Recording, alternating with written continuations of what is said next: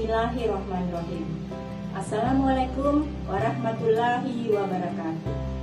Perkenalkan, nama saya Nasrawati, mahasiswi S2 Pendidikan Anak Usia Dini Universitas Negeri Makassar. Pada kesempatan kali ini, saya akan memaparkan materi tentang pemahaman model dan pendekatan serta tahapan pengembangan kurikulum PAUD. Sebelumnya, saya akan menjelaskan tentang pengertian model pengembangan kurikulum, pendekatan kurikulum, dan tahapan pengembangan kurikulum.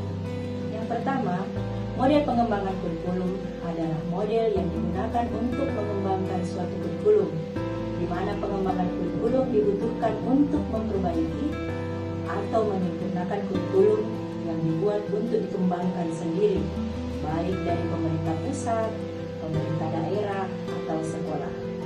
Yang kedua adalah pendekatan kurikulum. Adalah pendekatan berbasis perkembangan anak, budaya, maupun pendekatan permainan kreatif. Dan yang ketiga adalah tahapan pengembangan kurikulum PAUD. Adalah langkah-langkah yang dilakukan oleh satuan PAUD secara detail dalam pelaksanaan dan pengembangan kurikulum yang diterapkan di satuan PAUD. Berikut model-model kurikulum PAUD yang dapat diimplementasikan pada suatu lembaga PAUD, yaitu 1. Model kurikulum pendidikan multikultural. Model pengembangan kurikulum pendidikan multikultural di Taman Kanak-Kanak dilakukan dengan menggunakan 4 pendekatan. Namun, yang dapat diterapkan pada pendidikan anak usia dini hanya ada 2. Pertama, pendekatan kontribusi, yaitu dapat memasukkan tema-tema pembelajaran, kisah-kisah para pahlawan, maupun tokoh-tokoh daerah yang memiliki prestasi yang membanggakan, serta memperkenalkan kebudayaan-kebudayaan yang ada di Indonesia kepada anak-anak. Kedua, pendekatan adiktif, yaitu menambahkan tema-tema dalam kegiatan, misalnya peringatan Hari Besar Agama dan kemerdekaan Indonesia. Adapun prinsip-prinsip pengembangan kurikulum multikultural adalah: A. Prinsip relevansi, yaitu relevan dengan kebutuhan dan perkembangan anak secara individual. B. Prinsip adaptasi, mengadaptasi perubahan ilmu, teknologi, dan seni yang berkembang di masyarakat, termasuk perubahan sebagai akibat dari dampak psikososial. C. Prinsip kontinuitas, yaitu berkelanjutan antara satu tahapan perkembangan ke tahapan perkembangan berikutnya, sehingga harapannya anak siap memasuki pendidikan selanjutnya. D. Prinsip fleksibilitas, yaitu dapat dipahami, dipergunakan, dan dikembangkan secara luas sesuai dengan keunikan dan keberadaan anak, serta kondisi di mana pendidikan itu berlangsung. Prinsip kepraktisan, memberikan kemudahan bagi praktisi dan masyarakat dalam melaksanakan kegiatan pendidikan anak usia dini. Prinsip kelayakan, menunjukkan kelayakan dan keberpihakan pada anak usia dini. Dan yang terakhir adalah G, prinsip akuntabilitas, dapat dipertanggungjawabkan pada masyarakat sebagai pengguna jasa pendidikan anak usia dini. 2. Model pengembangan kurikulum tipe Ralph Tyler. Menurut Tyler, bahwa ada 4 tahap yang harus dilakukan dalam pengembangan kurikulum. 1. Menentukan tujuan pendidikan. Tujuan pendidikan merupakan arah atau sasaran akhir yang harus dicapai dalam program pendidikan dan pembelajaran. 2. Menentukan proses pembelajaran.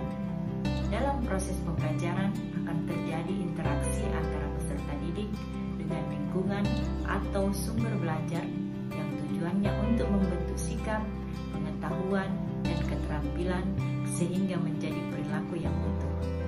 3. Menentukan organisasi pengalaman belajar. Pengalaman belajar di dalamnya mencakup tahapan-tahapan belajar dan isi dan materi belajar. Pengorganisasian pengalaman belajar bisa dilakukan secara vertikal maupun horizontal serta memperhatikan aspek kesinambungan. 4. Menentukan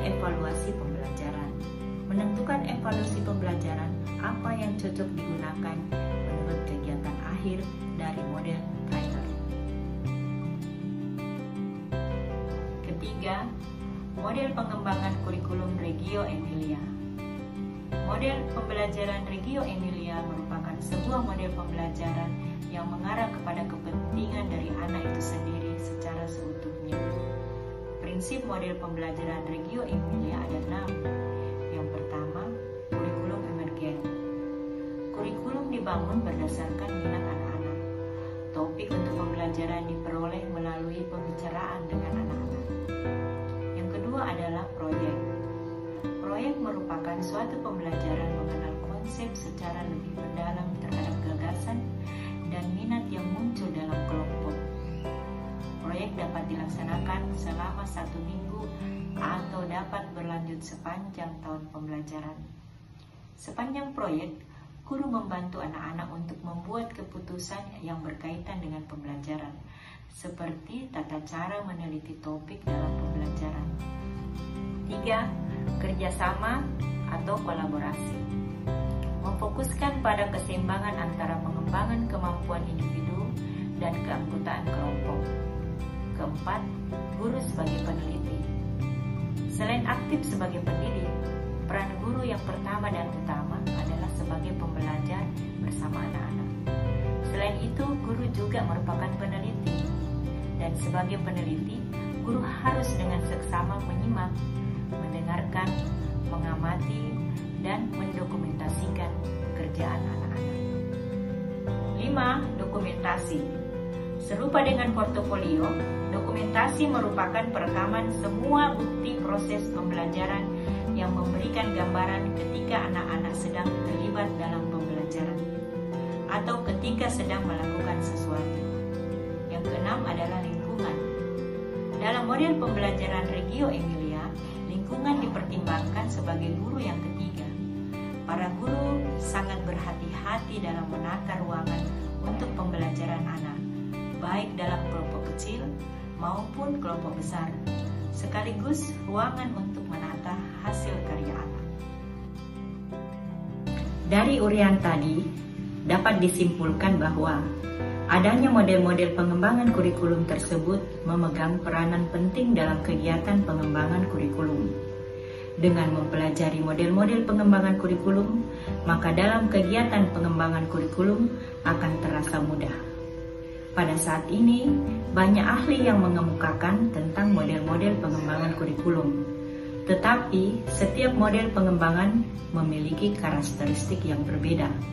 Oleh sebab itu, pemilihan suatu model pengembangan kurikulum sebaiknya perlu disesuaikan dengan sistem pendidikan dan sistem pengelolaan pendidikan yang dianut, dan mempertimbangkan model pengembangan kurikulum yang sesuai dengan yang diharapkan. Terima kasih.